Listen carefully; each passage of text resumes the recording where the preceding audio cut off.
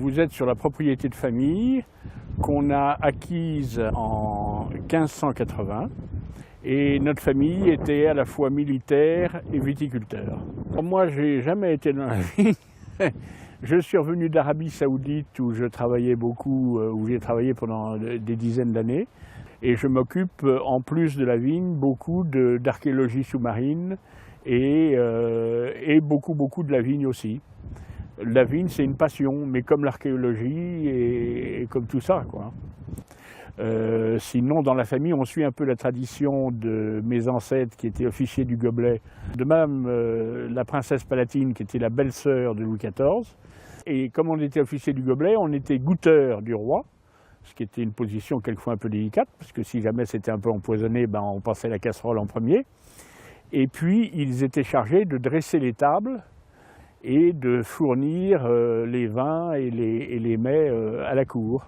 Donc on pense que Louis XIV et puis après le régent ont pu goûter les vins de Talancé. Alors le château n'est pas du XVIe siècle. La seule chose qui soit d'origine, c'est la tour que vous voyez à gauche du château, qui était l'escalier qui permettait d'accéder aux étages du château de l'époque. On essaye d'observer une agriculture raisonnée, c'est-à-dire extrêmement raisonnable. On n'est pas bio, parce que bio, on pense que c'est trop dangereux et on n'a pas le climat, c'est trop dangereux pour la récolte. Mais par contre, on veut être très raisonnable, c'est-à-dire mettre le moins de produits dans la vigne et être le plus naturel possible. Et on est surtout sur un terroir, on est sur une veine argileuse et avec un peu de schiste, etc., qui fait que nos vins blancs sont assez minéraux. Traditionnellement, on a toujours fait du blanc, mais là, on en fait vraiment pas mal, puisque cette année, on va avoir autour de 600-700 hectos de blanc. Le Beaujolais blanc, c'est quelque chose qui s'est trouvé mis à part. Ce sont des productions jusqu'à maintenant qui étaient très confidentielles, et c'est un produit qui manque de façon cruelle de notoriété. Et Dieu sait s'il a du mérite. Donc nous en sommes convaincus, en tout cas notre credo porte là-dessus. Voilà. On ne cesse de clamer la minéralité de ce vignoble. En fait, ce qui est extrêmement important, c'est effectivement d'avoir les bonnes données géologiques. Ça détermine un squelette qui fait qu'au niveau du vin, il a une droiture et une présentation qui se veut extrêmement légitime.